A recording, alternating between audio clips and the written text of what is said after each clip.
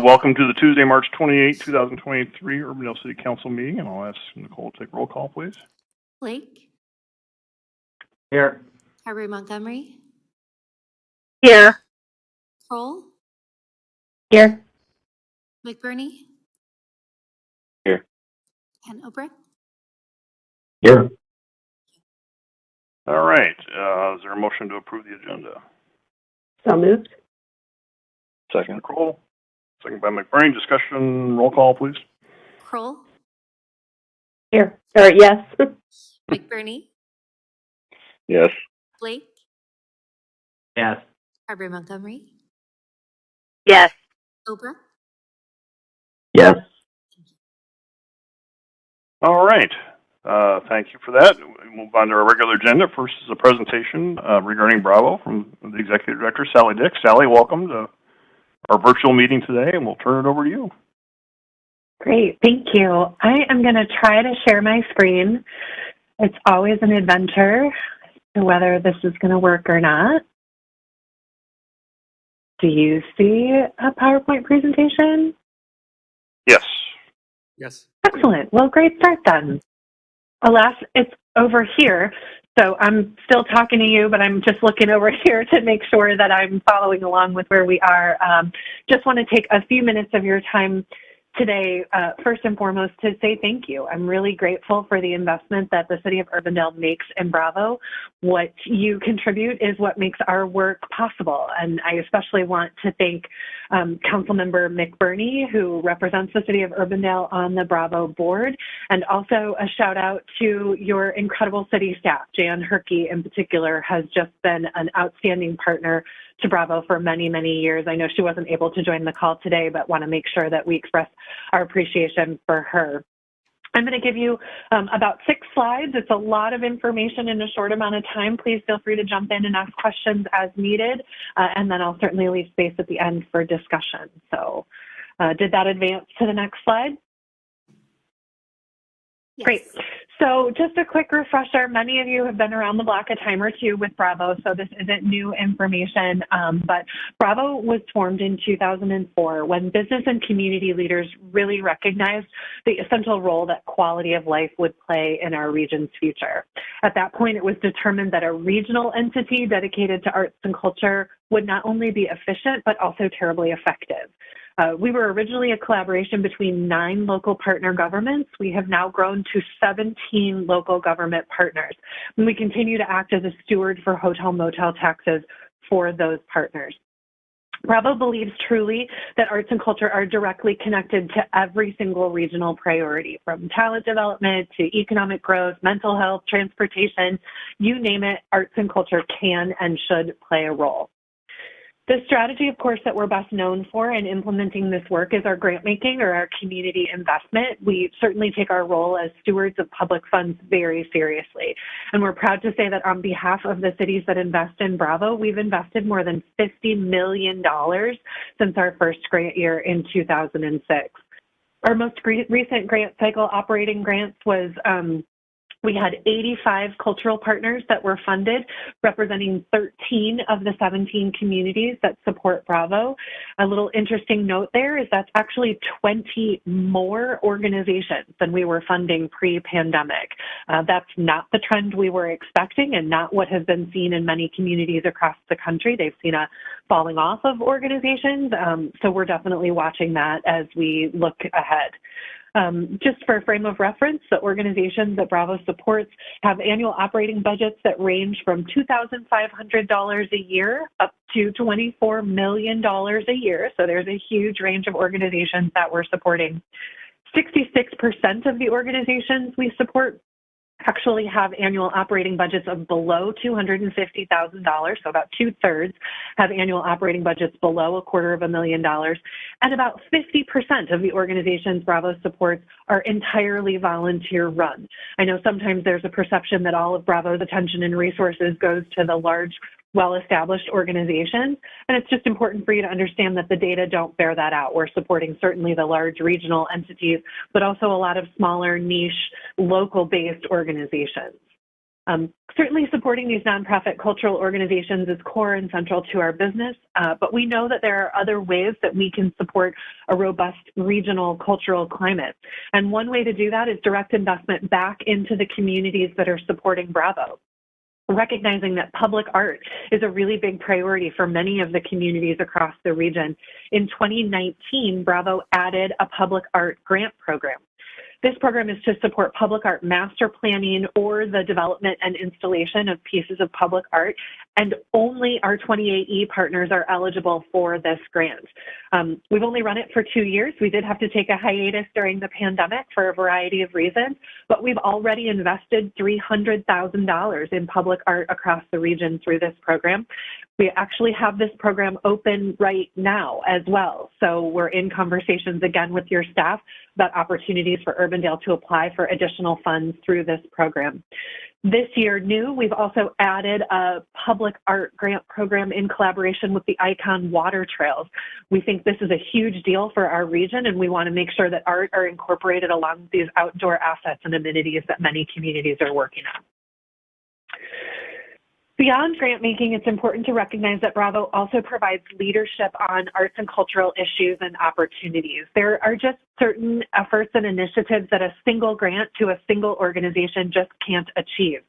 So Bravo makes investments in projects and programs that further align arts and culture with regional priorities.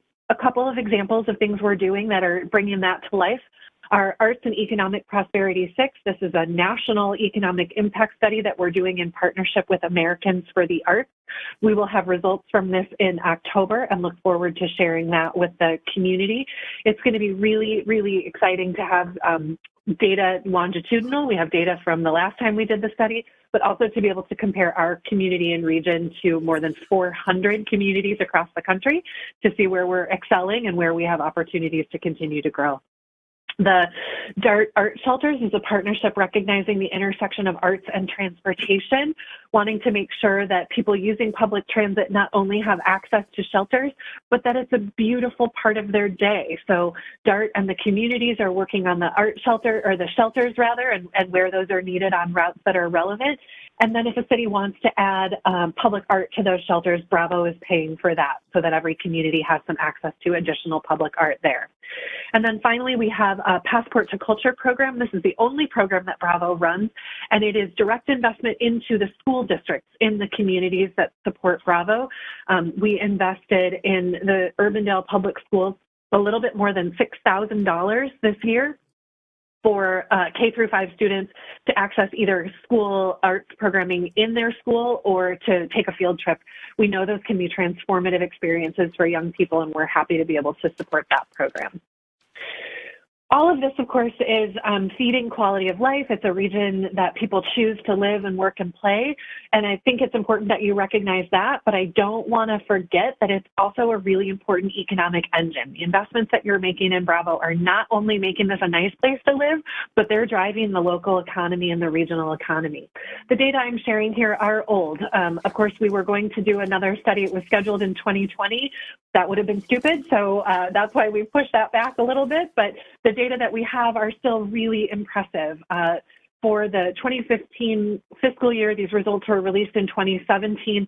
The arts and culture organizations that Bravo supports were generating $185 million worth of economic impact. Now, that's not including individual artists, and that's not including the for-profit cultural sector. This is just the nonprofit organizations that Bravo is supporting.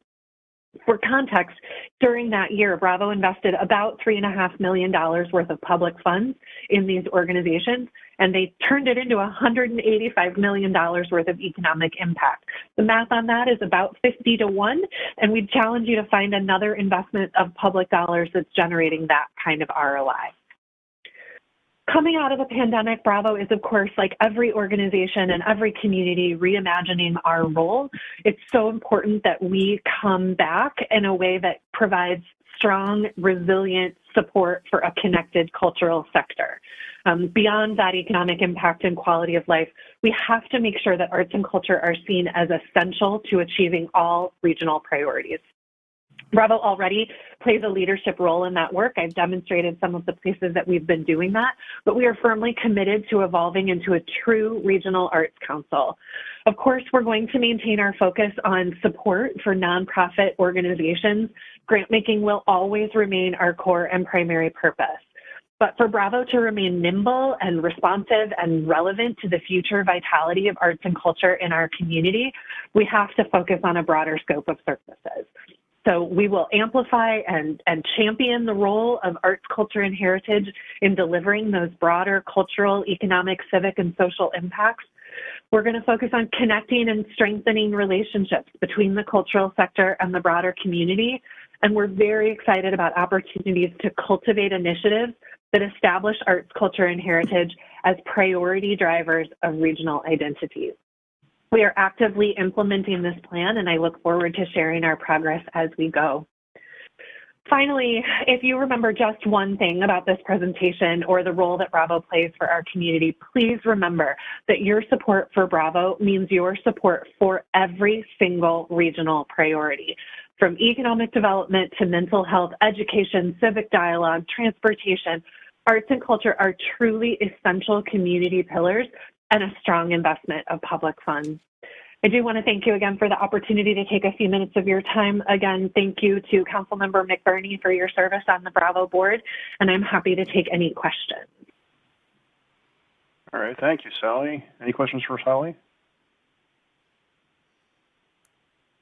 Great presentation. It's been my privilege to serve on for many years as well on the Bravo board and be part of the original agreement when we negotiated that way back in 2004. So Bravo has been a great organization for the Metro and certainly for the city of Urbandale, and we know a lot of our constituents take advantage of a lot of this in so many ways. So thank you, Sally. Thank you, Mayor. All right, thank you. Anything further? All right, thanks, Sally, appreciate it. We will move on then to discussion regarding grand opening signage. AJ? Yes, Mr. Mayor, thank you. Again, I apologize for the technical issues in my office. I'm in the council chambers, but again, we've pivoted and we'll be able to continue to do the update. There I am. Okay. I magically appeared. Those of you who are old enough to remember Romper Room, you know, all of a sudden someone appears. Anyway, back to the items at hand.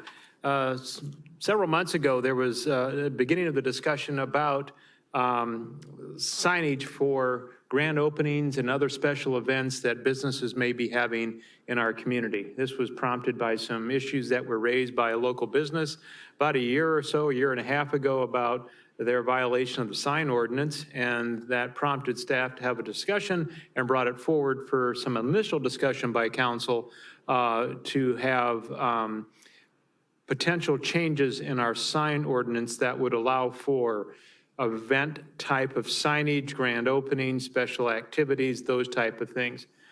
We kind of put that on the side burner as we got through other things that had a little bit more importance. And so given the fact that here we are officially in spring and knowing that there are going to be activities that will be coming forward for staff or council to consider either through businesses, hopefully a number of grand openings that we can have with new businesses. This issue was bound to come back again, so we wanted to be a bit preemptive to bring back what we had prepared to talk to you about earlier and get some direction from council about how you wanted to go. To that end, I've asked Steve Franklin, our Director of Community Development, to do the research and put together issues associated with this matter to share with you. And again, as we can glitch from your conversation, any of the direction you'd like to go. So with your permission, Mr. Mayor, I'd like to turn it over to Steve. That's good. Steve? Thank you very much. I'm going to try to share my screen here and just remind you quickly what current opportunities are for any business. Everybody see that okay? So just as a quick reminder, just what any business can do for a grand opening or otherwise now, based on what's in our code, we do have the opportunity for temporary signs. You can have either a banner or a ground sign for up to 25 days, 4 times a year. So a total of 100 days per year. You can have either a banner or a ground sign. It's one or the other. not both. If you do the banner, it can be up to 100 square feet, which is obviously pretty good size, and it does have to be attached to the building. That's the only requirement with that. The A-frame sign can be placed anywhere on the property, can be up to 6 square feet. It can't be in the right-of-way, obviously, but anywhere on the property. Most people put it out close, adjacent to the right-of-way, close to a drive so that people can see it from the street, obviously. Another opportunity for any business at any time, including a grand opening, would be a temporary use or temporary use section, which basically allows essentially like a sidewalk sale. You can see here outdoor display of sales and merchandise customarily offered in the store. They can do it for up to 4 days, 2 times per year. And so that is also the type of event that somebody can do where you could be driving down the street. You could see that activity outside of the building. They could also apply for the temporary banner or an A-frame sign to go along with this outdoor display, temporary use. So that is also an opportunity. And then the third thing to mention that's currently on the books is the opportunity for a conditional use permit. And probably the best example of this would be Homemakers. Homemakers has a conditional use permit every year to do up to 3 outdoor events between May and October, and it's even above and beyond what the temporary use is. They might have like a bouncy house out there, and a lot of times they have a radio station that's there broadcasting, and they have free food and free soft drinks and things like that. So that's also something that any business can go to the Board of Adjustment, get a conditional use permit to be able to do that type of thing as well. So those are the opportunities that are currently on the books for signage. And so as AJ mentioned, I want to come back to you and just kind of have the discussion. Do you want something in addition to that for businesses to be able to do for a grand opening? Staff does not feel like that's something that we need to do at this time. We certainly don't have it on our radar screen as something that businesses want. We don't get those phone calls. I did talk to the chamber, and the chamber told me that this is not something that businesses are asking for, and they are not advocating for any kind of a change right now. But that's, that's not you all. You all have that prerogative. So those are the current opportunities, and it's just a matter of, do you want to do something differently? The last thing I guess I would throw out is we are going through the process of doing the comprehensive plan. One of the final steps in that is going to be having to tweak our zoning code. And so there would be an opportunity whenever we deal with changes that will need to be made to the zoning code, we could certainly take up making changes to the sign code at that time as well. So that would be another opportunity a little bit down the road to do something then and not now, if that's something that you're leaning toward doing. So with that as a background and what businesses can do now, what are your thoughts about, do we need to have something additional for businesses? Steve, I know we've had a lot of discussion on signs over the years, and certainly, again, worked with Chamber very closely on this. From my perspective, I just don't see a compelling reason to make any further changes on this at this point. There's enough there that we can work with currently. And that's just essentially what you're saying. Yeah, that's certainly what we hear. We feel like we do have opportunities that are out there. We try to educate what those opportunities are. We can probably come up with some sort of a plan to get with Derek and push this out to make sure businesses know, hey, here are your opportunities for signage and to be able to have events. I'm sure we could do a better job of that. But yes, Mayor, I agree. I think we've got opportunities out there that can serve what people might want to do. Steve, can you give us more, insight into the businesses that have violated this? What are some things that they're doing that isn't allowed in the current code? The main thing that we're finding right now, just in general, is what I guess you call them the feather flags. They're the flags you actually stick in the ground and they kind of blow in the wind. That seems to be the main thing that people are doing now. You do see them in other cities. What other cities allow is kind of a hodgepodge. Some cities don't allow any kind of a sign that has any kind of movement whatsoever. Those feather flags obviously blow in the wind. That's part of what they're meant to do. So honestly, I'm surprised how good of compliance we do generally have for signs. And when it comes to code enforcement, boy, signs is kind of down at the bottom of the list. That's one of our fears from a staff perspective. If we allow an additional opportunity over what we've had for several years now, signage is the biggest copycat deal. Boy, if you allow something different and it's only for grand openings, we're gonna be chasing that all over the place. So, but we have very good general compliance with signs. Sometimes somebody will put up a banner or an A-frame sign without a permit. Those do require a permit. Generally, it's pretty good, but the main thing that we see that we don't allow currently are those feather flags. So what about the guys, the blow up fan things, the inflatables in the parking lot? Right. We don't see those a lot. That was the issue with this one business owner about a year and a half ago or whatever. That's the thing that we noticed that they had, was one of the blow up, bouncy men type of deal. Most of the other metro cities around us adjacent don't allow those. And the ones that do, there are only a couple. They have a height limitation to them, which is, I think, 6 feet in one city, which isn't very big. So again, what's the point of doing it? Because the business that had it a year and a half ago was a great big tall deal. But those don't really seem to be that popular. It seems to be more the feather flags now. Okay. And then if somebody were to do a conditional use permit, what's the length of process of them coming up with, once they have the idea, how long till they get a yes or an? Yeah. It depends on when they submit the application. Board of Adjustment is what's called a quasi-judicial body, so there's all kinds of state law in terms of providing notice and everything. But generally speaking, the Board of Adjustment meets the first Wednesday of every month, and there is a deadline that's out 2.5 to 3 weeks from that meeting. And so it's, from the time that they submit their application until they actually go to the Board of Adjustment meeting and they make their decision at that meeting, it's somewhere in the neighborhood of 3 weeks or so. And again, that's one of the things I think we could probably do a better job of just getting it out there that, hey, this is something that's this is a process that you could go through if you wanted to do it. Is there a way of shortening that process at all? There really isn't, just from, we have a deadline. The application deadline is generally set up so that it gives staff time to review the request, sometimes in the neighborhood of about a week, and then be able to get that publication in.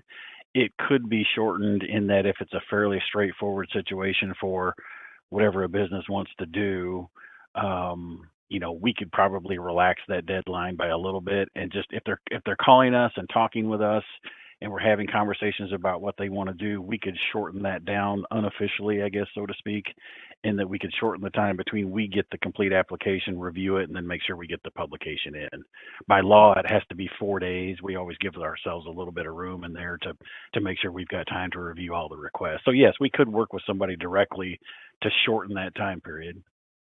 It's just, having gone through business opening stuff, this is one of the last things usually on a business owner's mind.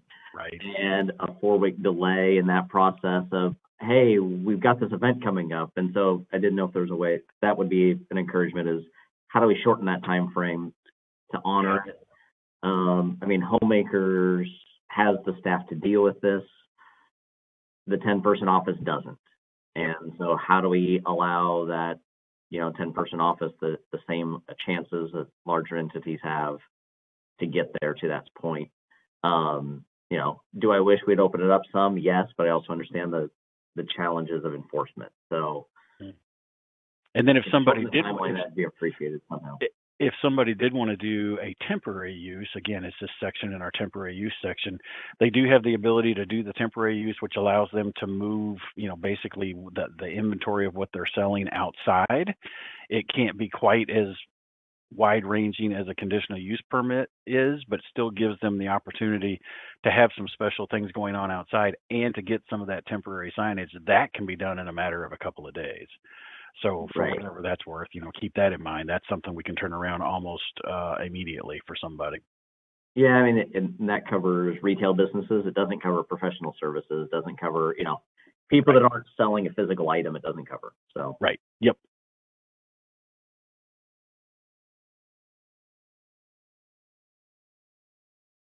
And so again, we've had one issue in the last 18 months. Has there been any other issues dating back the last 5 to 7 years? Boy, off the top of my head, yes. There's only been the one in the past year and a half or so, whenever that was, that I am aware of. It doesn't happen that often. My best guess over the past 5 to 7 years is maybe we've had 3 or 4 incidents. There have been a couple that I can think of where I've driven down 100th Street on a Saturday and somebody has had some stuff they can't have, and I've stopped in, given them my card, explained the situation, and that's the last we hear of it. But even those types of things where they don't escalate it to complain to one of you all or to the mayor, I think there's only been 2 or 3 of them. This is just not something that we hear there's a big need for out there, over and above the opportunities we currently have. The only other thing I could think of, it would be like if there's a tournament, or I think about like our Parks and Rec, if there's a softball tournament, baseball, et cetera, that they may have the flags, the feather type flags for signage for like parking or directional signage. Does that fall into this type of category as well? Not necessarily. I mean, generally if it's just going to say parking and it's some sort of a temporary sign that calls out parking, that's not going to be a problem. We certainly have worked with the Parks Department for events over in Walker Johnston to have some temporary things that are related to a city department to be able to have that be a little bit outside the scope of what we do. But, the main thing we're trying to get away from is if a business is advertising their business, a little bit different than some sort of a function going on. There's a little bit of prerogative in there to kind of weigh, okay, what is this doing, and give a little bit of flexibility there. But we don't have very much of that. I wonder if as we get deeper and deeper through this comprehensive plan process, maybe we identify, and we're getting very close to the point where we're going to start having discussions with you all and start getting in the weeds on that. Is that going to present some opportunities for some different kind of signage opportunities that we're not thinking about now? And so I think we should all be open to that type of thing as we get through the comprehensive plan process to consider when we do amend the zoning code. If there are some changes to the sign code, we could make those at the same time. Yeah, I mean, my interest is certainly not to open this up to having the big gorilla inflatables and, the crazy signage that can happen and create all sorts of obstructions to views and whatnot. So, yeah, I guess I'd be in favor in leaving it alone until we have an issue to address. That's kind of our thought, coming up with a solution to a problem we don't really have. And we, as the mayor mentioned, we have certainly worked with the chamber over the years. If there seems to be a predominant issue that they are going to the chamber that they'd like to see addressed, we have certainly done that over the years. But according to Tiffany, that is just not something that they're hearing right now, and it's not something that we as staff hear. And that's kind of where I'm sitting at too. If the chamber was in the, and I know Tiffany is actually at the Rock of Gibraltar, so I know that's a different story. But if the chamber were, or through advocacy, had been pushing for a bigger change or push on this, I would probably be very keen to maybe try to make some acquisition or make some kind of acquiescence to it. But with if them saying it's okay, I'm fine leaving it around. Happy to, if in comp plan, to maybe re-engage on this. But at this point, I'm okay with leaving where it stands.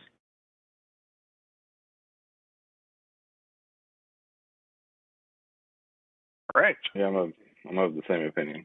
So I don't really see that we have a need for a change, at least not today. Okay, well, we'll continue to keep our ear to the ground and be aware of these types of issues. And as we go on down the road, in conjunction with the comp plan, we can certainly discuss this again and see if we think at that time it's something we need to take action on. Yep. I think it's a good plan. Any further discussion on that? All right. Thanks, Steve. Then we'll move on to a legislative update. AJ? Yes, Mr. Mayor, members of council, thank you. Also, I will acknowledge in advance Nikki Lamb, our finance director. She's going to intervene where I make misinterpretations of what are a number of confusing bills out there and how they're going to affect the cities. Again, legislatively, we forward on to you the league's legislative updates every Friday. And they do a pretty good job, a very good job actually, of assessing those bills that will have impact on local cities, local units of government cities in the state of Iowa. And so as we get closer toward the end of the legislative session, and just a reminder, the end of the second funnel is this Friday, if I'm not mistaken. And the items that we'll discuss here with you right now are essentially funnel proof because they're financially related. So they can be tossed into the old mulligan stew at the end of the legislative session, along with so many other things that are qualified to be funnel proof. So, but the ones that have been identified, and I'm going to go over 3 of them right now that, again, we've looked at a lot of these, and there's one dealing with stormwater we can address a little bit. There's other ones dealing with building design that affect cities. They don't have what I would call a significant impact on the city. Each year, there's legislative items that are passed, signed by the governor, and are enacted that we as a city, a municipal government, have to adapt or change to. And they're usually nothing of significance, that we may have to change a particular regulation or may be restricted from doing certain things when it comes to maybe it's land use or something else. But the ones that we've highlighted for your, at least at this point in time, are the ones that are really what I'll call the meat and potatoes, the financial impacts to the city. Because these are the ones that will affect your pocketbook as a city council, and your ability to do things, obviously, that are financially based, which is everything that we do. And I'll start out, and again, if you have questions, please ask, and then we'll continue to monitor this. Because again, some of these are subject to change because they're still being debated at either the House or the Senate level. And so again, it's the proverbial message, stay tuned. We'll keep you updated as best we can. And again, we'll trust the league and other sources that we have access to give us information. But first, I'd want to start out with, what has happened so far that is what most impactful to us. And that was Senate File 181. And that's what I'll call the rollback correction legislation that took place. And as you know, that we established, the state established Legislative Service Bureau establishes the rollback factor for residential property in the fall of each year, prior to cities and counties doing their budgets. There was a mistake made, and that they did not factor in the the multifamily residential rollback that they had been working on for the last 7 years of reducing that to equal that of residential property. So during that whole discussion, it came out that yes, there was a mistake and that they had not granted this or had not factored this in. What we heard from legislative officials was that there was a plea to, implement this next year so that cities and other entities that count on this rollback to be factored into their budgetary process can have time to adjust to this.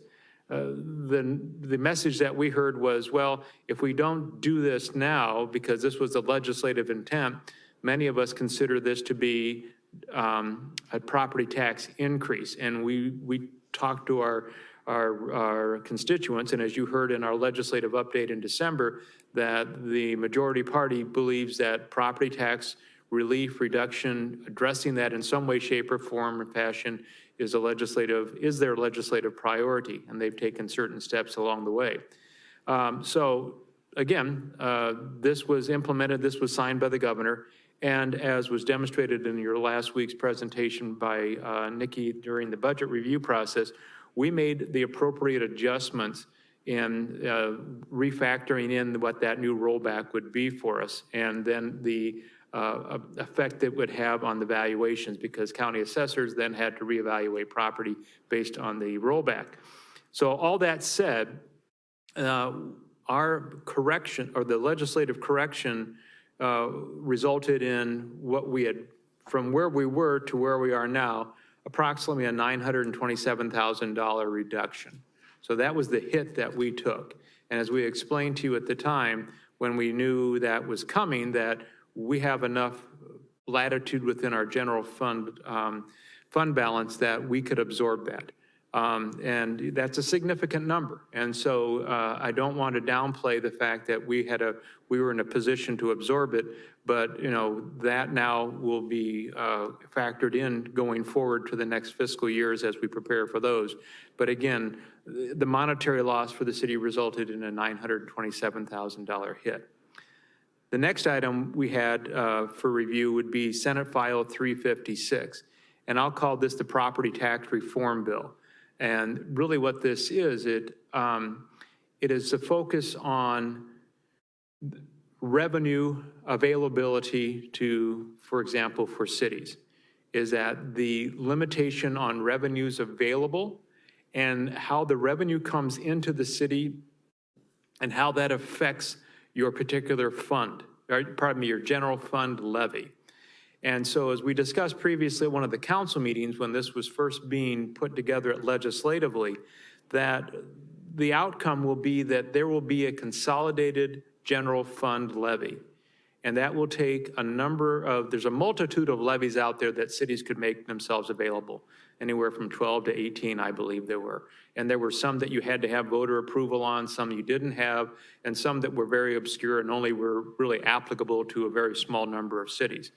Regardless, they consolidated all those to the point where you have the consolidated general fund levy, which includes the traditional general fund levy, which we are at $8.10. There are other levies that were excluded from that, and they were primarily employee benefit levies and insurance or trust levies. So those are levies that are separated out from that consolidated general fund levy that are available to communities to essentially transfer or move those expenses to those particular levies. And we've done some of that before, and we explained during our budget process that we have the employee benefit levy that we have moved certain of our expenses that are employee benefit related into those. And those will be available to us in the future as we see restrictions on the revenue. And as we talked about it internally, it's one of those things that we always, I would had to be corrected a couple times that I was always focused on the levy. And this bill really doesn't, it focuses on the levy, but it's more revenue, where you are revenue and how your community grows from a revenue standpoint. And so that's one of the things that, I keep having to tell myself that this is revenue driven. And so you have two numbers to remember, is that 3.25% and 2.5%. And those are the percentages that would be applied to the communities that are either at or below the $8.10 general fund levy. And so if you're above that or at that, the 2.5 applies to that, and that would then, it's a barometer of your revenue growth. And if you see that much growth in your revenue, then that really then ratchets back your general fund levy by 3.25%. For example, I'll just use, if your overall assessed valuation growth was at 10% and you're $8.10, you would then see that valuation go from 10% down to 6.5%. And so if you're below that, you have the 2.5%, which is that factor that will affect your general fund levy. And so those are, and Nikki has a chart here to share with you. So Nikki, why don't you give a quick overview of this, if you would, please?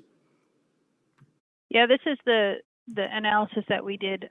There is a tool out there. You probably saw it in the legislative link that the Iowa League shared. Note of caution, because they use the previous 6 years worth of data that is currently available, but that goes back to 2017, and we were not at the 810 at that time, and I have expressed that to her, that I agree with the actual calculations now. Those numbers have been corrected, but the end result of where a levy will be is obscurely low because it started at 717.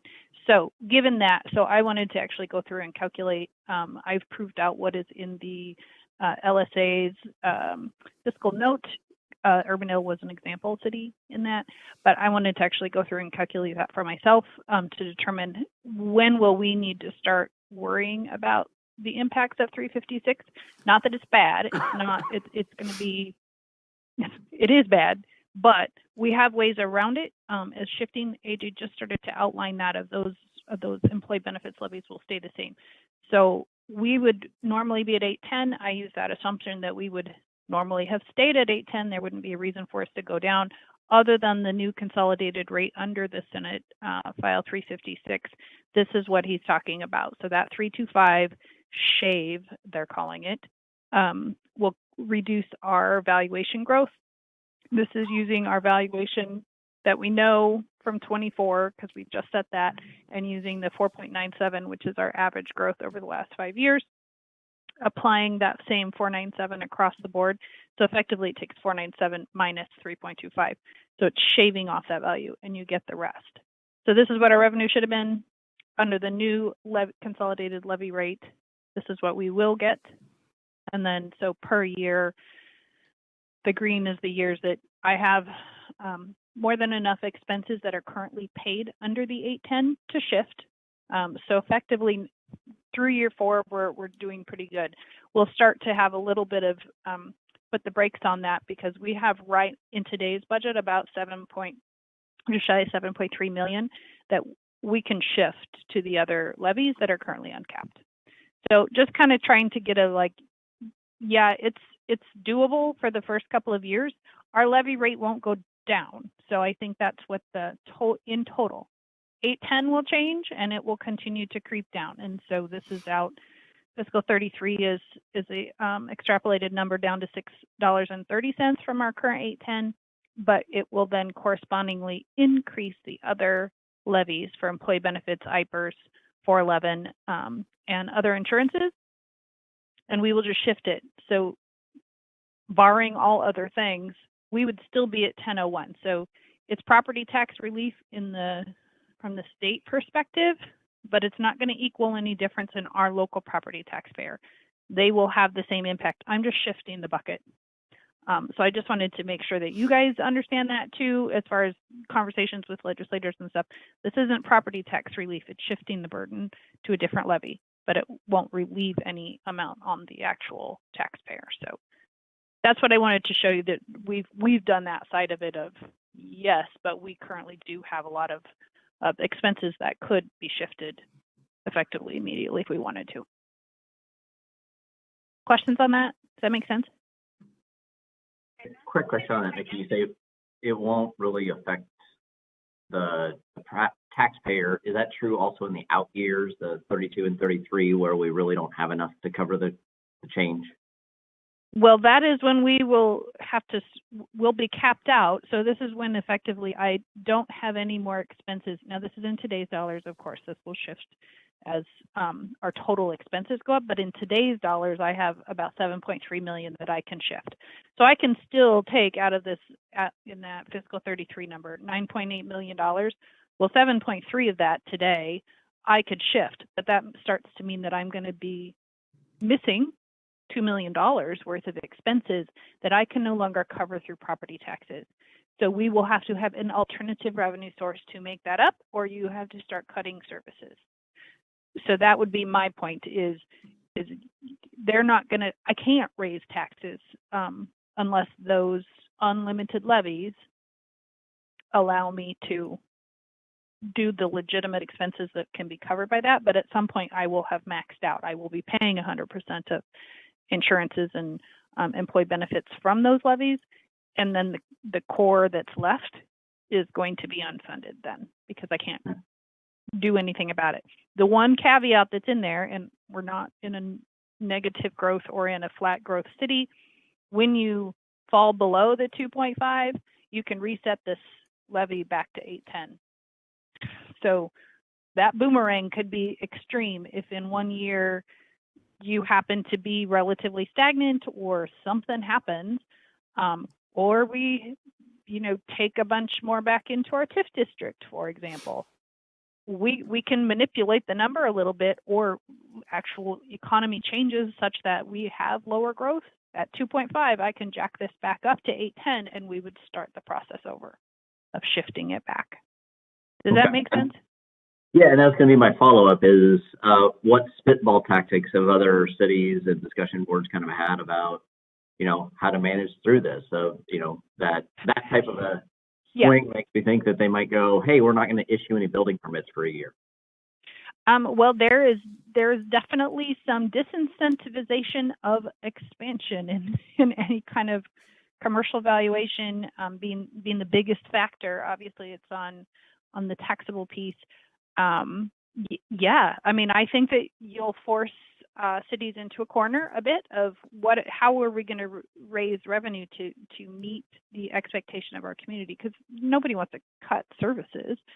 And we would try to avoid doing so, obviously, but it will definitely go out there as far as, yes, you manipulate your valuation number in some way.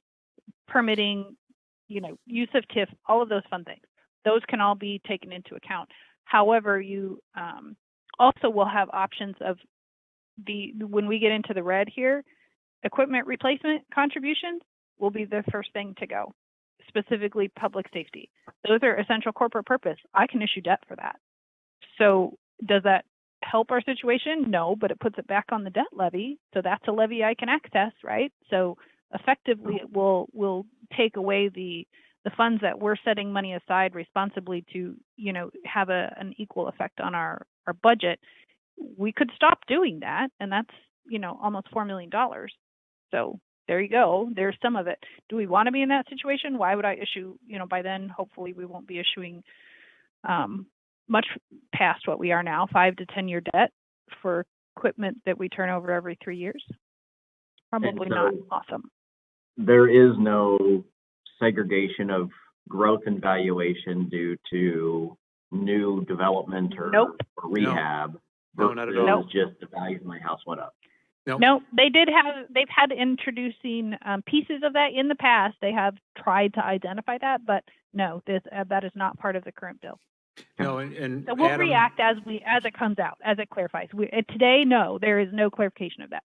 Yeah, and Adam, some of the roundtable discussions I've been part of mirror exactly what Nikki said, is that cities would be forced to use the debt mechanism for things that they don't use it now, which is, again, contrary to everything that, everybody that I have association with and with Nikki has association with is just contrary to that.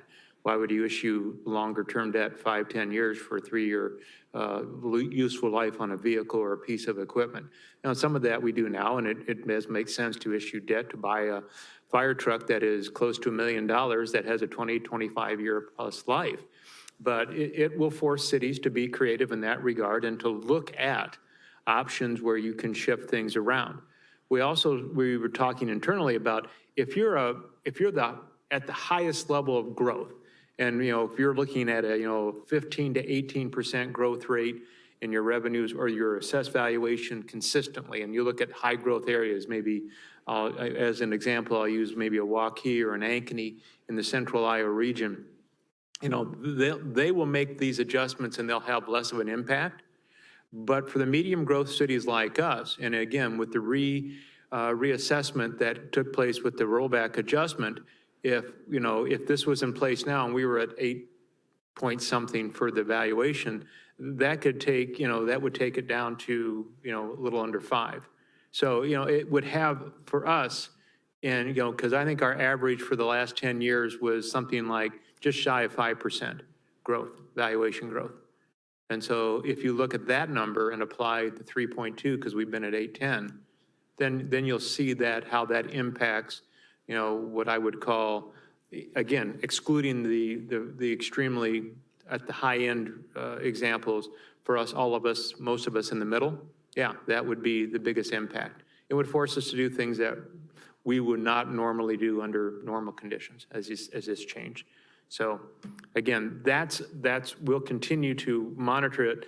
Of the bills that we've talked about too, this one and the next one I'll talk about, this has the highest likelihood of being passed. And I think, Matt, you've heard some things on the Hill as well. This is one that has probably the most likelihood of getting passed in its current format. There seems to be more consensus on both the House and the Senate side and from the governor's office. And so, again, this is the one that will have obviously an impact on us longer term. Implementation, would be for fiscal year, I think, 25, if I'm not mistaken. So we do have a little time. If and when it passes and it's signed into law, then we'll have to make adjustments and have to be planning for that. The next item I have is. AJ, can I yeah. ask a question? Sure, Bridget. Yeah, go ahead. Sorry, I'm trying to jump back and forth between meetings. I missed a little bit, but thanks to Amy, I knew you were on the legislative update. So the point of this is property tax, from the legislature side is property tax reduction. But is any community actually going to see that, or are they all going to be trading, moving stuff around, like it sounds like Nikki is suggesting, where we're not, we're doing, kind of playing games, for lack of a better term, so that we don't have to cut services? Or are there going to be communities that are like, yes, sir, we can lower property taxes like you want us to? Does that make sense? Yeah. I would jump in there too, Bridget, just to say everybody in Metro, so similar to us that are not using all of those other levies, our reading between the lines discussion with the league has been that they really want to get, this first step is to get rid of all of these antiquated levies that not many people are using and get those reduced as fast as they can. But not many of us are using or using to the fullest extent those employee benefits levies. So I would tend to agree in the first couple of years that no one's going to change, their levy will be forced down, but they will increase the others. I believe nearly everybody in the Metro that I talk to, we're all doing this. This is the same approach. We will get everything reorganized so truly the general fund levy is paying for things that general levy is supposed to pay for, and everything else will be shifted over. When we all hit the there's no more level, will be different based on each city. But yes, there will be no immediate impact to, yes, your property taxes are just going to go down. Most of them still will have those expenses. Maybe some of the counties, perhaps, their counties are a little bit different than the cities, but that's not what I'm hearing. I don't know on your side. So the AJ? goal of the bill is not really going to be attained. They're just Correct. forcing us to do, I think we do a pretty good job being conservative and best practices in our budgeting, and they're forcing us to go away from that. Is that a correct statement? I think what I would echo what Nikki said. This is AJ, Bridget, that it's going to force those of us, and I'll just speak to the Metro because that's where both Nikki and I's greatest concentration of voices are heard, is that, that's when those who have latitude will do so. Because if you looked at some of the information we supplied earlier, that, we're the second lowest tax rate of 19 metropolitan cities. The cities, now I'm not talking consolidated. So at $10.01, we're second only behind Ankeny, and they're at $9.90. And so, as a particular city, we take that responsibility very seriously. We are the lowest in Dallas County, and we are I think we're the fourth lowest in towns of 12,000. Is it, Nikki? 15. 15,000. Thank you. So there we are. So again, for us, as we approach it, we're not going to be any different than our peers, whether in the Metro or whether through statewide. Those who have the opportunity to do so will do so, because they will hear from their constituents and they'll look at the city council and they'll say, where we have opportunities to do things differently or to consolidate or to partner, we already do that. I'm sure that will accelerate. But at the same time, the local services that, that our citizens value, what will we not do at some point in the future? And that day will come, I think, if the track is as I see it. Now, of course, and I'll qualify my statements, I'm extremely biased for local government. I think we do the best job around, and we provide the best services to our citizens. At the same time, there will be a time when you have to balance that out, because I've been through that before in another community where they eliminated a revenue source to that city and didn't do anything to provide any backfill to it. And for that, we reduced services. And that was just the reality we had to face there. So again, we'll see how this all plays out. But as Nikki mentioned, we have some latitude over the next 4 years or so to make those adjustments and to provide a softer cushion or landing zone for the city to make those decisions about how you want to proceed. But, we're not a stagnant community. We're not the highest growth community, but we're a moderately growing community and have been for a while and project to be that way for a while. So that will certainly place challenges in front of the city council at that. This came up talk with officials on Saturday, and what I'm hearing there, the dialogue I heard there, and also in speaking to some lobbyists in my firm that are on the Hill that are dealing with this every day, I'm asking, are we going to see a property tax bill this year? And again, I can be surprised, but it sounds to me like they're setting the table for this to maybe do something by next year. And the conversation's happening this year. There's not enough consensus on how to change the system this year. And I think the beginning part of the conversation may be when the assessments come out here very shortly, and they're going to say, oh my, look at all these huge increases in assessments.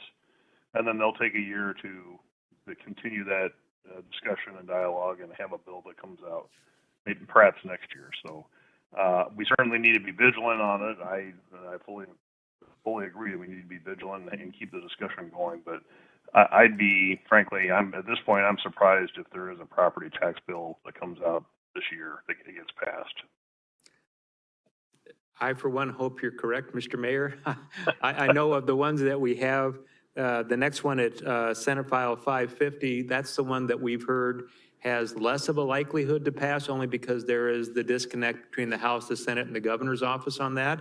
And that's the one that I'll affectionately call the lost bill, because it would take the local option sales tax and take that to a 7% statewide sales tax, and then the state, based on the local option sales tax distribution formula, would make distributions out to the qualifying entities, cities and schools, or cities and counties, pardon me, and that if how they mapped out that distribution, we would stand to lose probably close to, I'm going to find my note now.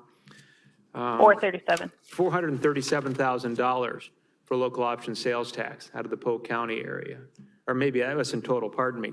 And then the other component of that bill was the commercial property tax reduction. Currently, that's at 90%, and then they would go to 80 and then 85% over a couple of years. So at the end of the day, commercial property would be taxed at 80% of its value. And for us, that would mean fully implemented a little over $1 million of lost revenue in that respect. So again, those are things that are out there, and that also has a number of residential property exemptions, homestead, elderly, and military. We just didn't have enough information to make any assessment as what that would be, that exemption. The state in this legislation has said we're no longer going to pay for it.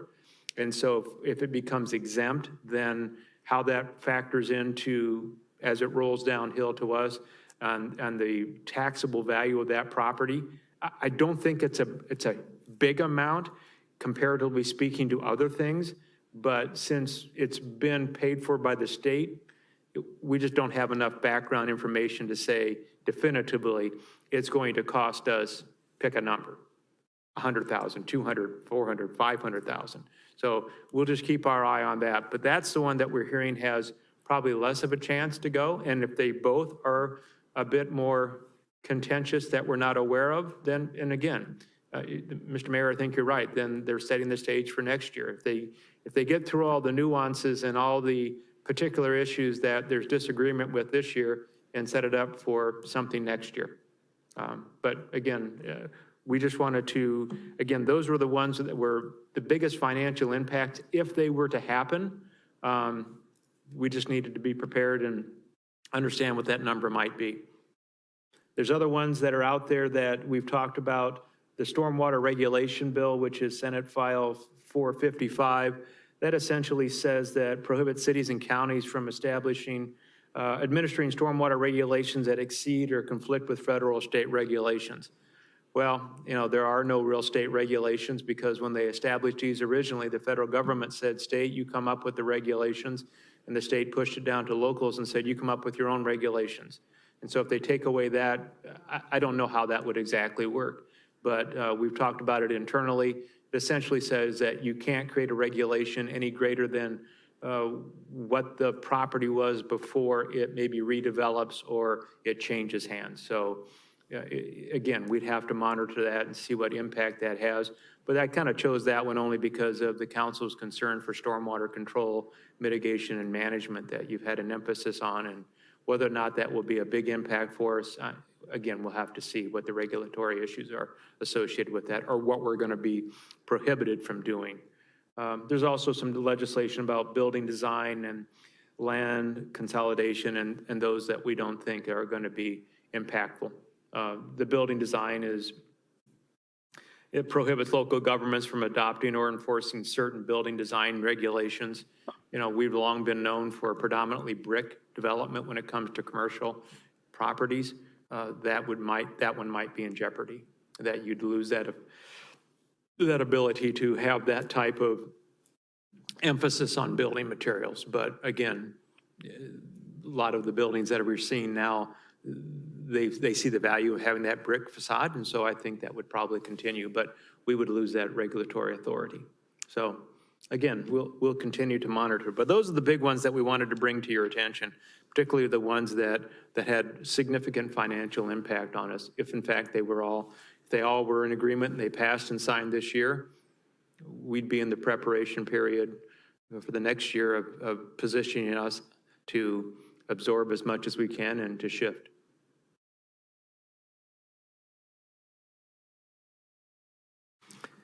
All right. Be happy to take any other questions you have, and we'll keep you posted. And again, if these don't, again, they are funnel proof. So as they go through the process, could they change? Could they be amended? Could they have some last minute adjustment that we're not privy to or don't have an opportunity to react accordingly? That could happen. Again, I've done this long enough to recognize that nothing's safe until the legislature's out of session. And again, when it comes to monetary issues, that could be 15 minutes before they adjourn. I'm being a bit. So I do have a question on the first bill. I think it's 356. That slide or that PDF that Nikki had up detailing the revenue hit. Are we able to project the debt forecast over that time period? Because you said that some of the things that we're currently covering under the general levy, we would have to roll into the debt levy portion of it, which I'm assuming is going to inflate the total dollar amount for our debt. Do we have an idea of what that looks like and how that would increase the debt levy tax rate along with it? We can put it out past that. So we have our 5 years of CIP. Everything else is in that 5+ bucket. So, and it wouldn't be until the 5+ bucket that we would actually need to start looking at those pieces. Debt service wouldn't change until we max out the other levy buckets that we can put the employee benefits and all the insurances in.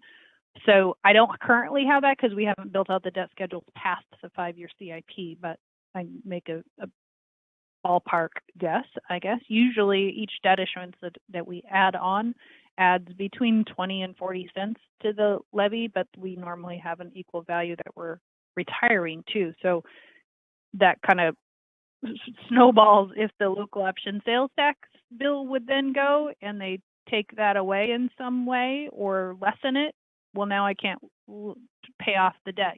We've halted that for now because of the interest rates, but hopefully we will get back to doing that. So that may convolute it as well as whether or not we're actually, our debt profile, if we're not able to pay it off as fast using some of those techniques we've been doing with the local option sales tax, that will stabilize and not lower it. So it's kind of both sides.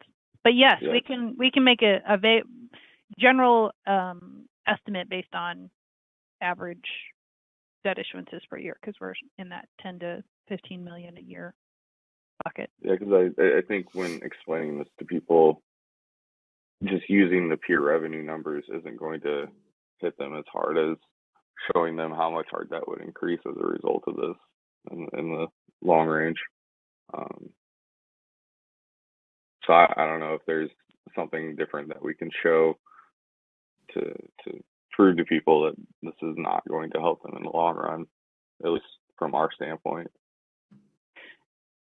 Yeah, I focused on the through fiscal 30, which is what the legislative service fiscal note outlined. I went out a few years past that just to make sure that that trend still looked the same, and to figure out when it was that we would hit our I can't shift anymore phase. And so that's effectively that next year. So yes, from a long-term perspective, there's a lot of if then what happens with interest rates primarily is going to be the biggest driver of that, honestly. So, but yeah, we can make a base number based on what we've historically issued. And I presume legislators are aware of what that progression looks like. I mean, you presume. I would love to presume as well. I believe that they were relying on that LSA note. I mean, honestly, because it's a decent document to read the bill, and it, like, you should see my chicken scratches out beside it, and I would deal with that every day to figure out what does that actually mean. So I can nearly guarantee, I assume they all at least read this, but I think they rely on that, and that's why I put in more hours with Aaron Mullinex to try to work through do these calculations work? Can I prove that that is accurate or not? And we did a lot of digging to confirm that, and actually found an error in her calculation. So that's why that table looks different now, is we fixed that based on trying to prove it out. So they're telling the story, and it is accurate, just like any thing we've learned in the last couple of months here is you can make numbers say whatever you need them to say. So I believe that they will rely on that document as we'll still let the cities grow, so it's fine. Nikki, can you you guys cut out there for a second for me, but can you send us that fiscal note?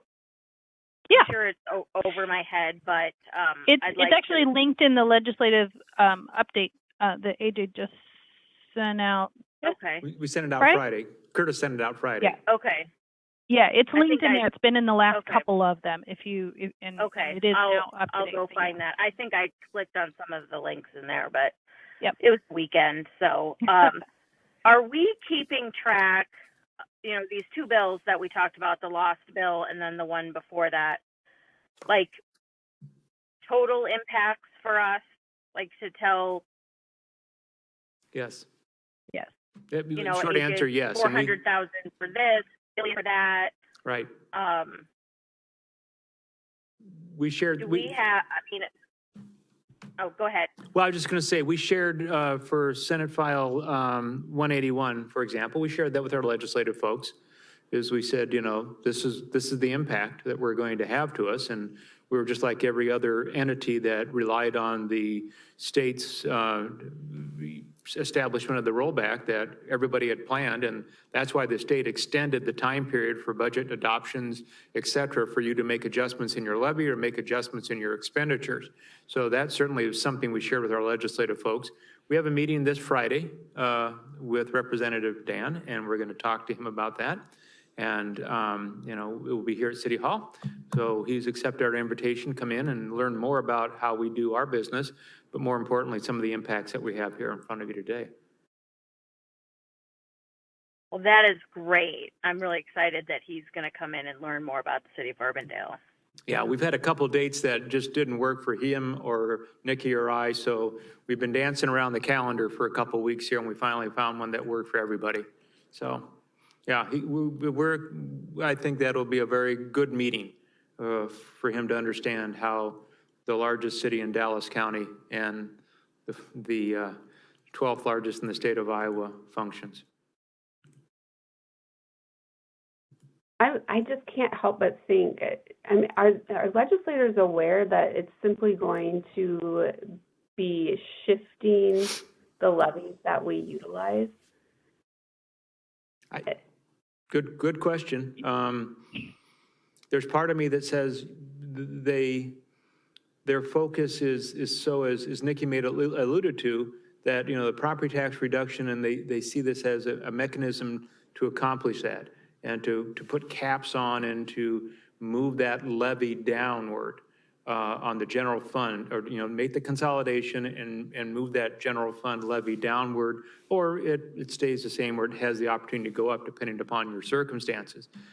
Again, this is my observation over all the years, and again, I'll trust Matt too, because he's been on the Hill and he knows these people better than I do, but I don't think they have a full understanding of what cities do in that respect. They understand, I think, the basic frameworks, and they know that a majority of our funds come from the property tax. I mean, it's kind of property tax, city services 101, but the options that we have and the other nuances, I don't think they spend a lot of time on that. I was once told by legislators that their focus on statewide policy, and that what happens at the local level, and all the shifting and moving and all the nuances associated with that are left to local city councils and staff. I don't know, Matt, do you have any different perspective? Well, I have lots of perspectives, but I'm trying to make sure it's somewhat within, because if you were asking the basic question, Amy, of do they understand what's going, and I'm not saying this is in a negative sense, but when you really get down to it, there's probably 2 to 3 legislators up there that actually truly are trying to dig into this. And I don't mean that in a negative sense. It's just there's so many other things that they're dealing with. Mm-hmm. You have to tend to specialize. So Dan Dawson, who's the senator that's really pushing this as Ways and Means Chair on the Senate side, this has been his primary focus. And so the Republican caucus is likely leaning on him to do this interpretation. If you want the slightly cynical part of this, the fact that if Mayor Bob is correct, which and I will say from my sources, I think I'm hearing that too. You want to know what my 2 cents on why they're pushing it to next year versus this year? Why do you think that is? So they can go to vote and say that they lower property taxes in election year. So it's a pure calculation. And so so I think we're safe for a year, and then it's a soundbite. It's a soundbite of, hey, we lowered property taxes. In reality, they probably will just shift, and we'll do exactly what is necessary to make sure that our revenue continues to provide all the same services and high level of services we've always done, and we'll continue to do that. But they will use it for a political win, and it is what it is. It makes our jobs tougher. There is my cynical take on it. Well, I think that's pretty accurate, though, man. I was trying to say that diplomatically too, but yes, that's I just went for it. Sorry. But if you look at it, Amy, there's 948 cities in the state of Iowa. There's 99 counties, 300 plus school districts. And again, all my experience that I've had with all of this, they've always told me, the legislative folks, our business is at the state level. And, it may or may not impact you negatively at the local level, depending upon your circumstances. But we look at what we think is best for the state on an overall policy level. There's the policy of what your tax rate is, the policy of environmental, and the policy of transportation, all the things that the state deals with at their level. That's what they focus on. And I'm not being critical, because that's what they're supposed to be doing. And sometimes they fully understand the impact locally. Sometimes they don't, because for the most part, cities and schools have figured it out. We make it work. And again, it's nothing, we're not patting ourselves, I'm not patting ourselves on the back, but at the same time, there's still that process that we go through budget, through evaluation, through assessment of what's important to our residents, and each community has different priorities and importance, and you make it work. And the old adage, I talked to someone in the education field, and they said, when the schools have always complained about enough school funding, they said, well, this gentleman said, until you can't field a football team or a pom team or a school choir, then you're not going to get anybody's attention because schools make it work. And the same on the city side. Until you take times or are forced to take steps to actually reduce or lessen your footprint, whether that's good or bad, that's a decision by councils, then that's when you get people's attention. The old adage, until you lay off firemen and policemen. Well, again, I've not known cities to do that in retaliation of legislative issues. And that's just reality. That's just the things that I've experienced here in Iowa for 30 some odd years, is that's always that, oh boy, we're not going to be able to have police and firemen. Well, we figure out a way. We still pick up the garbage. We still do those things that are important to our residents. And I think it's more of an editorial comment, and I'll keep my mouth shut. So, but I think that's what cities and counties and cities and schools have faced. All right. Well, anything else for the go to the order today? We are at 1 o'clock, so. Again, we will continue to monitor this very closely, and it's, as everybody knows, it's a fluid situation, and this time of year at the legislature, it can move very quickly, or it could not move at all. So we'll just have to pay attention and react accordingly. So. Yep. Before we adjourn, AJ and I had just exchanged some quick email. AJ sent it to me. I need to get back to AJ on this regarding UCAN. Obviously, with Laura's resignation, I think it's a good time for us to have some more dialogue with the board, at least to this point where they seem to go. So we're going to be reaching out to the UCAN board to have that discussion restarting again as we move along here. So I think that's a good opportunity for us to re-engage with the board at this point. So we will do that. Anything else for the good of the order before we adjourn? Just real quickly, Amy, on that one item, you kept on calling my cell phone, and I apologize. I had the cell phone on. So if you're available, I'll give you a call after this on the landline. Yeah. So it's but I just thought, oh, she's called twice. No. Shoot. All right, thank you. All right, with that then.